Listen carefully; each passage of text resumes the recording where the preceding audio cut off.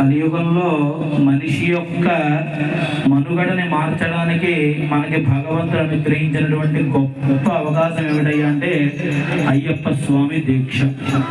ఆ దీక్షని మనం ఎంత పరిపూర్ణంగా భక్తి శ్రద్ధలతో చేస్తే అంతా అనుగ్రహిస్తాడు భగవంతుడు. ఇప్పుడు మీరు ఏదైనా గుడికి వెళ్తే గుళ్ళో స్వామికి పూజ చేస్తారు, కానీ ఇక్కడ మనం మెట్లకు పూజ చేస్తున్నాం. ఎందుకు? 18 మెట్లకు పూజ చేస్తున్నాం కదా, ఎందుకు? ఇప్పుడు మామూలుగా పూజ అంటే ఏదైనా ఆలయానికి వెళ్ళారు, మీరు తిరుపతి ఎవరికి చేస్తారు? సుప్రభాత సేవ చేసినా, లేదా అష్టదావత్పారాధన చేసినా, అభిషేకం చేసినా వెంకటేశ్వర స్వామి చేయించుకోవడానికి వెళ్తారు. మరి శబరిమల వెళ్తే ఏం చేయించుకోవడానికి వెళ్తారు? పడిపూజ చేయించుకోవడానికి వెళ్తారు. ఇదే పడిపూజ శబరిమలలో చేయించుకోవాలంటే 10 లక్షలు ఖర్చు అవుతుంది, 10 ఏళ్ళ సమయం పడుతుంది. అలాంటి గొప్ప అవకాశం మనకు దక్కింది. ఈ 18 మెట్లు కూడా 18 మంది అధిష్టాన దేవతలకు ప్రతీక. అంటే స్వామివారు మహిషి సంహారం సమయంలో విడిచినటువంటి బాణముల యొక్క అధిష్టాన దేవతందరూ కూడా స్వామివారి ముందు సోపానం కింద వెలిశారు.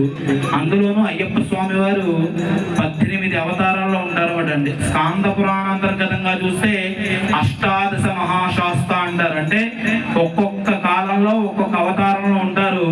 కలియుగంలో మనల్ని అనుగ్రహించడానికి ధర్మశాస్త్రగా ఈ 18 మెట్ల మీద వెలిశాడు. మీరు 18 మెట్లు ఎక్కగానే కనబడే మొట్టమొదటి మాట ఏమిటి?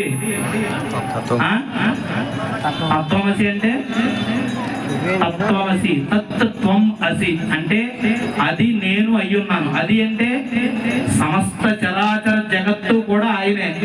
ఈ 18 మెట్లు కూడా 18 తత్వాలకి, 18 గుణాలకి ప్రతీక. అంటే ప్రతి మనిషి కూడా ముందు ఈ 18 గుణాలని దాటాలంట, భగవంతుడిని చేరుకోవాలంటే. అంటే మానవ జన్మ యొక్క పరమార్థం ఏమిటయ్యా అంటే సర్వము ఛేదించి మాయను తొలగించిన జ్ఞాన మార్గంలో ఈ జగత్తంతా భగవంతుడు తప్ప ఏదీ లేదు అని తెలుసుకుని మరొక జన్మెత్తే అవకాశం లేకుండా ముక్తిని పొంది భగవంతుడిలో కలవాలి. అంటే ఈ భూమి మీద 84 లక్షల జీవరాశులు ఉన్నాయి. ఆ జీవరాశుల్లో మహోత్కృష్టమైనది మానవ జన్మ. ఒక్క జీవి మనిషిగా జన్మించాలంటే 32 లక్షల కోట్ల జన్మలు ఎత్తాలట. అంటే మళ్ళీ మనం మనిషిగా పుట్టాలంటే 32 లక్షల కోట్ల జన్మలు ఎత్తాలి చచ్చినట్టుగా. ఆ మానవ జన్మను ఎందుకు ఇస్తాడయ్యా అంటే ఈ మాయను తొలగించుకుని మరొక జన్మెత్తే అవకాశం లేకుండా భగవంతుడిలో చేరి ముక్తిని పొందడానికి ఇస్తాడు. దాన్ని జన్మరాహిత్యం అంటారు. చూడండి, శ్రీశైల శిఖరం దృష్టే పునర్జన్మ నైవేద్యత అంటారు. అంటే శ్రీశైల శిఖరం చూస్తే పునర్జన్మరాజు అంటే దానికి చాలా పెద్ద ప్రాసెస్ ఉంది. కానీ కలియుగంలో భగవన్నామస్మరణ చెప్పడం 1 కోటి యజ్ఞాల ఫలితం.